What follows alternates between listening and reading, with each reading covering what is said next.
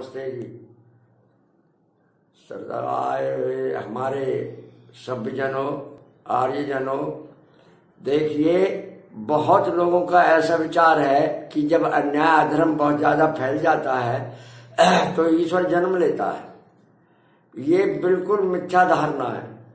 देखिए सबसे पहली बात तो ये है कि वेदों में ये लिखा है कि ईश्वर अजन्मा है, वो जन्म नहीं ले सकता, नहीं लेता। तो जन्म क्यों नहीं लेता? देखिए ईश्वर निराकार है, उसका कोई आकार नहीं है। जैसे बिजली, तारों में तार दिखाई देते हैं, बिजली दिखाई नहीं देती और सारे कार्यों को बिजली कर रही है। इसी प्रकार परमात्मा सर्वशक्तिमान है, वो निराकार है। जैसे वायु निराकार है, वो बिल्कुल सूक्ष्म है, सबसे अधिक सूक्ष्म है, परमाणु से, जीव से भी ज्यादा सूक्ष्म है। फिर वो अनंत है। ऐसा नहीं है कि उसका कहीं अंत हो, भाई यहां से लेकर वहां तक है, ऐसा भी नहीं है। ना कहीं वो डोलता फिरता है, उसको कोई हाथ पैर शरीर नहीं है, जन्म नहीं ले सकता। जो राम को, कृष्ण को ईश्वर मानते हैं, वो भी उनकी मिथ्या धारणा है। देखिए परमात्मा जब सारे संसार में सब मनुष्यों से वेदों में उपदेश करता है कि झूठ मत बोलो, तो फिर परमात्मा झूठ क्यों बोलेगा? जानबूझ करके। जैसे राम ने बाली और सुग्रीव को, उससे कहा सुग्रीव से कि भाई सुग्रीव जा तू बाली से लड़ और उसे बाहर बुला ला और मैं उसे मारूंगा। तो उन्होंने जब देखा दोनों मल्लयुद्ध करो, तो मल्लयुद्ध करते देखा तो उस पर ये भी नहीं पहचाने गए कि कौन सा सुग्रीव है, कौन सा बाली है। परमात्मा तो छोटे छोटे जीव मच्छरों की भी पहचान रखता है और पिछले जन्मों तक की पहचान रखता है। ईश्वर से कोई चीज ऐसी नहीं है जिसको विषय में ईश्वर नहीं जानता हो। सारे विषयों को ईश्वर जानता है और ईश्वर के बराबर कोई ज्ञानी है, वो तो अनंत ज्ञानी है और वैसे भी वो अनंत है।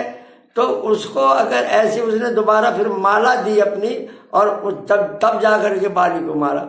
और इसी प्रकार जब सीता जी उन्हें नहीं मिली, तब उन्होंने जो है सुग्रीव का सहारा लिया और सेना का सहारा लिया, पुल बनाने में बहुत लोगों का सहारा लिया, तब जाकर के पुल बनाया, हथियारों से लड़ा। मुझे ये बतलाइए ईश्वर की कौन सी बात है? फिर उन्होंने विद्या पढ़ी, वशिष्ठ से पढ़ी, गुरु वशिष्ठ है, ब्राह्मणों से उन्होंने विद्या प्राप्त करी। तो विश्वामित्र जो है 10 साल के लिए ले गए उसको सारी विद्याएं, जो क्योंकि जो पहले जो विश्वामित्र जी थे वो क्षत्रिय थे, तो सारी विद्या सिखाई उनको। कौन सी जितनी अस्त्र शस्त्र चलाने सब कुछ सिखाए। हमें ये बतलाइए ऐसा कौन सा कार्य है? उन्होंने हनुमान की सहायता ली। परमात्मा तो सर्वशक्तिमान है, अपने कर्म करने में वेदों में लिखा है वो किसी की सहायता नहीं लेता, उसे किसी की सहायता लेने की आवश्यकता नहीं है, बल्कि सारे जीवों को, सब मनुष्यों को और जितने भी जो शरीरधारी हैं उनको शक्ति ही परमात्मा देता है अंदर से। परमात्मा तो किसी की सहायता की आवश्यकता ही नहीं उसे। तो वो तो जो है मरम छेदन करके महर्षि ज्ञान ने लिखा है वो सबको मार सकता है और अब भी मार रहा है। और जो लोग ये कहते हैं कि नहीं जी दुष्टों को मारने के लिए वो जन्म लेता है।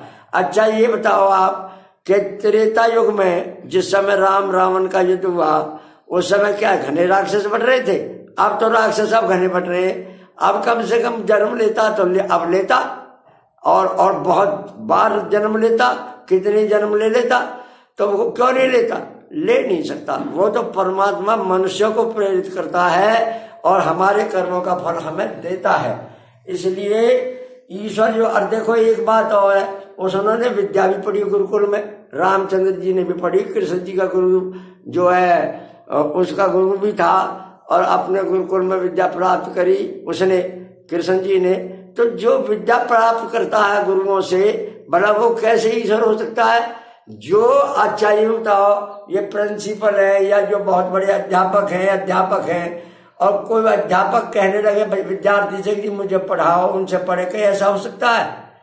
अरे भैया ये तो बड़ी उल्टी सुल्टी बात हो गई कि जो विद्याओं को दाता है, परमात्मा सारी विद्याओं का दाता है, उससे बढ़कर कोई भी विद्या ज्ञानी हो ही नहीं सकता, क्योंकि ज्ञान परमात्मा से ही चलता है। अगर परमात्मा किसी को विद्या नहीं देना चाहे किसी के बुरे कर्म हो, उनके जो है पिछले जन्मों के या कभी के, तो नहीं उनको विद्या नहीं देता। और फिर वो आगे पशु जन्म देता है, पक्षी जन्म देता है। देखो वो ईश्वर को आप साधारण पर मत लो, ईश्वर जो है उसका और जीव का तो इतना बराबर भी नहीं हो सकता जितना समुद्र और एक बिंदु एक टपका पानी, यानी इतना भी उसका जो है उससे हमारा मिला नहीं हो सकता। परमात्मा तो इतना बड़ा है कि जैसे एक, और जो जन्म ले नहीं सकता। दूसरी बात यह है कि एक समुद्र का पानी एक लोटे में नहीं आ सकता। जो अनंत परमात्मा है जिसका कहीं अंत ही नहीं है, फिर वो एक गर्भ में कैसे आ सकता है? फिर बाहर कौन करेगा काम को? और जो ये कहोगे वो बाहर भी रहता है और भीतर भी जन्म लेता, रहता तो बाहर भी है भीतर भी रहता है, लेकिन जन्म लेने का मतलब ये मनुष्य बन गया, फिर उसमें दुख सुख में पड़ गया। और फिर वो खान पान, अगर परमात्मा ही खाने पीने लग जाए तो उसके सारे पदार्थ छोटे पड़ जाएंगे। परमात्मा तो जीवों के लिए सारे संसार की रचना करता है। जितने भी उसमें पदार्थ रचे परमात्मा ने, हम जीवों के लिए, मनुष्यों के लिए रचे। सूर्य, उसके लिए तो अंधेरा भी ऐसा ही है और उजाला भी ऐसा ही। इसलिए परमात्मा कभी भी जन्म नहीं ले सकता, अकाय है वो, ये वेदों में लिखा है। जब से हमने वेदों का पढ़ना छोड़ा है, हमारा तो सत्यानाश तब से हुआ। हमें कोई ज्ञान नहीं। एक तरफ से बस कोई कैसी मान रहा है, कोई कह रहा चौथे आसमान पे है, कोई कहता है सातवें आसमान पे है, कोई कहते कहीं पर, और बहुत सारे दुनिया कहते हैं ऊपर वाला जाने, ऊपर वाला जाने। क्यों भाई नीचे वाला नहीं जाने? अरे परमात्मा तो नीचे भी रहता है, वो तो पृथ्वी के भीतर भी रहता है, समुद्र के भीतर भी रहता है, नीचे भी रहता है, ऊपर भी रहता है, दाएं भी रहता है, बाएं भी रहता है, दसों दिशाओं में रहता है परमात्मा। तो परमात्मा के बिना एक परमाणु भर भी जगह खाली नहीं है, वो सर्वव्यापक है। हम जो है व्याप्य हैं। तो ईश्वर जो है जीवों में भी व्यापक रहता है, और जो जीव है वह जो है वो जन्म लेता है, मरता है। क्यों?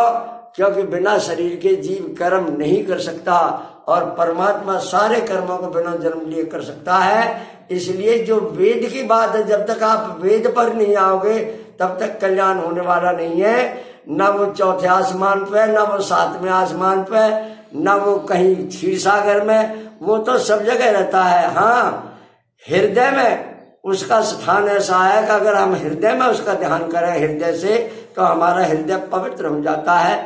और हृदय में ही उसके दर्शन का मतलब यह है, उसका हमें आभास होता है, हमें उसका ज्ञान होता है, और बुद्धि के द्वारा होता है। इसलिए परमात्मा के लिए हमें कभी भी ये नहीं सोचना चाहिए। और फिर उसने ये भी पूछा है सीता जी कहाँ गई, कितना तड़पाओ, कितना गई, सब पाखंड किया था क्या? उसने झूठ बोला था। परमात्मा क्यों झूठ बोलता? भाई मेरे सीता को किसी ने देखा है, लक्ष्मण के लिए बेचैन हो गया और हनुमान ने उसकी सहायता करी। परमात्मा कभी किसी की सहायता नहीं लेता, वो तो सहायता करता है, लेता तो जब वो उसके अंदर शक्ति नहीं होती। परमात्मा तो सर्वशक्तिमान है, और इतनी उसकी शक्ति है कि उसकी कोई तुलना ही किसी से नहीं हो सकती। परमात्मा को जानना इतना आसान काम नहीं है, वो जन्म ले ही नहीं सकता। सारी विद्याएं जो भी कुछ है, सब सद विद्या जो पदार्थ विद्या से जाने जाते हैं, उन सबका आदि मूल परमेश्वर है। इसलिए हमें परमात्मा को कभी ये नहीं सोचना चाहिए जन्म ले। अच्छा, अब तो और ज्यादा जन्म लेने की जरूरत पड़ रही है, क्यों? ज्यादा राक्षस है। अरे घर घर में राक्षस है, किसी घर की तो हम कहना ही नहीं, तो घर घर में राक्षस भरे हुए हैं। और इतने राक्षस है, गाय को काट रहे हैं, भैंसों को काट रहे हैं, मनुष्य को काट रहे हैं, लूट रहे हैं, बलात्कार हैं। अब तो बहुत जन्मों की जरूरत है। अगर ईश्वर जन्म लेता, अरे कलयुग में नहीं ले सकता। क्यों? कलयुग ने क्या बड़ा काम कर दिया? क्या युग भी परमात्मा के बनाए हुए हैं, फिर उन्होंने ऐसा युग क्यों बनाया? फिर तो हम जज के सामने ये कह सकते हैं, जज साहब ये कलयुग ने हमसे पाप कराया है, इसलिए हमारी कोई गलती नहीं है। अरे कलयुग को कहाँ से दंड दें? ये तो ऐसा नाम है जैसे बहुत से शनिचर से डरे। शनिवार को अगर थोड़ी सी चोट लगी तो शनिचर बैठ गया, और सोमवार को दुर्घटनाएं नहीं होती। दुर्घटना कितनी दुर्घटनाएं होती हैं, उस दिन कोई नहीं कहता कि सोमवार बैठ गया। इसलिए इस बात को दिमाग से निकाल दो कि ईश्वर जन्म लेता है। इसे ये बात बिल्कुल झूठ, ऐसे झूठ है जैसे कोई कहे कि सूर्य को निकल गया। हनुमान के लिए कहते थे, कितनी बड़ी बातें हैं, बहुत बातें हैं। इसलिए ईश्वर जन्म नहीं ले सकता, क्योंकि जो गुरु खुद पढ़ा हुआ है, बालक कहने लग जाएगा आप मुझसे पढ़ो, ये तो ऐसी बात हो गई।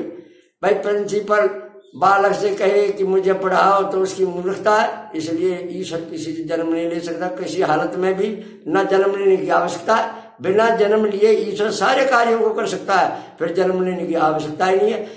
फिर ये मैंने कई बार बात बताई है कि समुद्र का पानी एक लोटे में नहीं आ सकता, इसी प्रकार परमात्मा तो अनंत है, अगर एक गर्भ में वो नहीं आ सकता। ओम शांति।